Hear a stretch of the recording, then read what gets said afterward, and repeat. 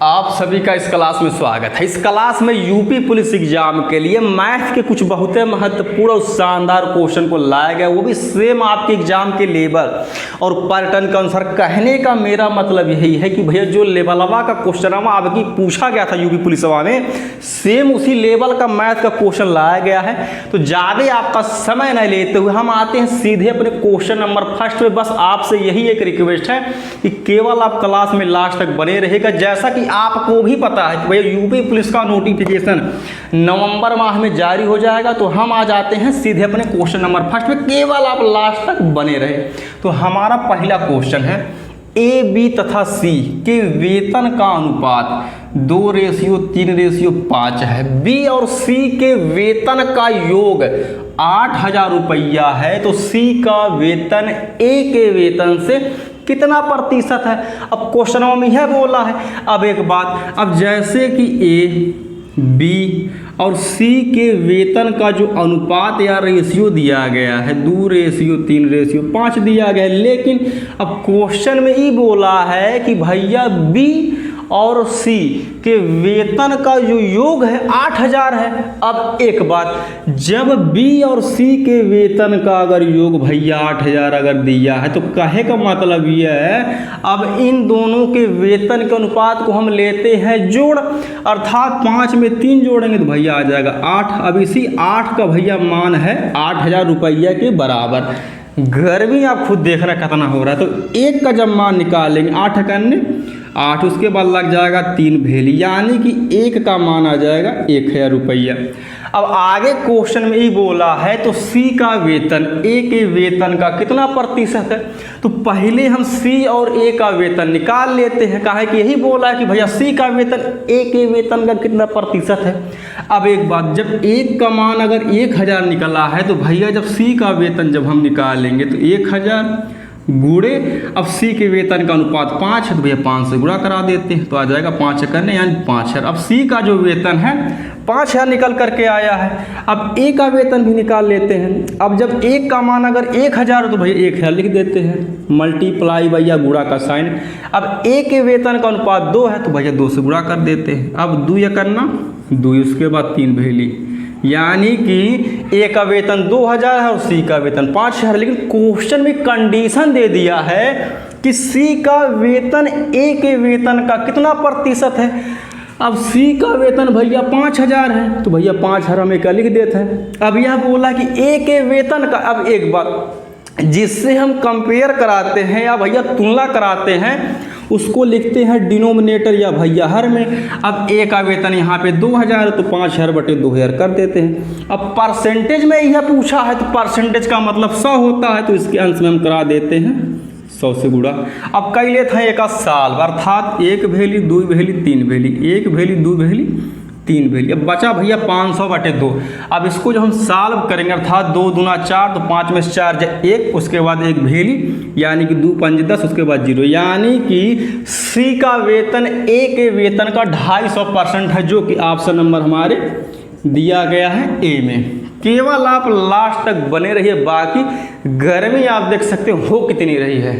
अब हम आ जाते हैं अपने नेक्स्ट क्वेश्चन पे। बस आप यही जान लीजिए पूरा का एकदम यूपीपी के लेवल का अनुसार क्वेश्चन भैया पढ़ेंगे। तो हमारा क्वेश्चन ये बोल रहा है कि यदि 3a बराबर 4b बराबर 5c, तो भैया a ratio b ratio c का मान ज्ञात करें। तो कहे का मतलब ये है जब हमको a ratio b ratio c का मान ज्ञात करना है तो इसको एलसीएम मेथड से सॉल्व नहीं करेंगे, बहुत खतरनाक ट्रिक से सॉल्व करेंगे। कैसी, जैसे कि जब हम ए वाले रेशियो का जब मान ज्ञात करेंगे तो भैया ये पैसा रख दे उंगली का है, कहा कि ठंडी बहुत तेज लगा था, ठंडा का मौसम आ गया, बाकी आप खुद देख रहे हैं। तो हम बी और सी वाले का मल्टीप्लाई करेंगे अर्थात 4 5 20। अब उसी प्रकार से जब हम बी वाले रेशियो का मान निकालेंगे तो भैया इस पर रखेंगे उंगली बी वाले पे, तो ए और सी वाले का मल्टीप्लाई करेंगे अर्थात 3 5 15। अब उसी प्रकार से जब हम सी वाले रेशियो का जब मान ज्ञात करेंगे तो सी वाले पर रखेंगे उंगली, तो ए और बी वाले का मल्टीप्लाई करेंगे अर्थात 3 चौके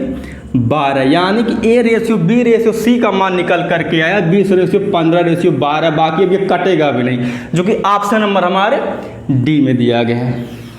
अब हम आ जाते हैं अपने नेक्स्ट क्वेश्चन पे। तो जो हमारा नेक्स्ट क्वेश्चन दिया गया है, आप देख सकते हैं कि एक वस्तु को 100 रुपए में बेचने पर क्रय मूल्य का 1/4 भाग लाभ होता है, तो भैया क्रय मूल्य क्या है। अब एक बात, 100 रुपए में बेचने पर, अब इसको आप ध्यान में दीजिएगा, ये भैया सेलिंग प्राइस है, यानी कि ये विक्रय मूल्य का है कि यहाँ पे बोला है भैया बेचने पर क्रय मूल्य का 1/4 भाग लाभ होता है। अब ध्यान देने योग्य बात यहाँ पे है, जो वैल्यू डिनोमिनेटर या जो वैल्यू हर में होती है वह हमारी मूल वैल्यू होती है, अर्थात 4 जो है ये भैया हमारा क्रय मूल्य है। अब क्रय मूल्य का 1/4 भाग अगर लाभ होगा तो यानी कि बात ये है कि विक्रय मूल्य क्रय मूल्य से बड़ा होगा तभी तो हमको लाभ होगा, यानी कि 4 में सामान को खरीदे हैं, अब 1 रुपये का लाभ हुआ, यानी कि अब 1 रुपये का लाभ उसी कंडीशन में हो सकता है जो भैया विक्रय मूल्य 5 होगा, यानी 4 में सामान खरीदे हैं 5 में बेचे तभी तो 1 रुपये का भैया लाभ होगा। अब यही तो बोला है कि 100 रुपये में बेचने पर यानी कि हमारा विक्रय मूल्य है तो 5 बराबर हो जाएगा 100 रुपया। अब जब हम 1 का मान निकालेंगे तो 5 दूना 10, उसके बाद 1 वैल्यू यानी 1 का मान 20 आ जाएगा। लेकिन बोला है कि क्रय मूल्य क्या है, तो भैया क्रय मूल्य यहाँ पे 4 है तो 20 गुणे हम 4 कर लेते हैं, यानी 20 चौक 81। अर्थात कहने का मतलब ये है कि उस वस्तु या उस सामान खरीदे थे भैया 80 रुपये में, जो कि ऑप्शन नंबर हमारे सी में दिया गया है।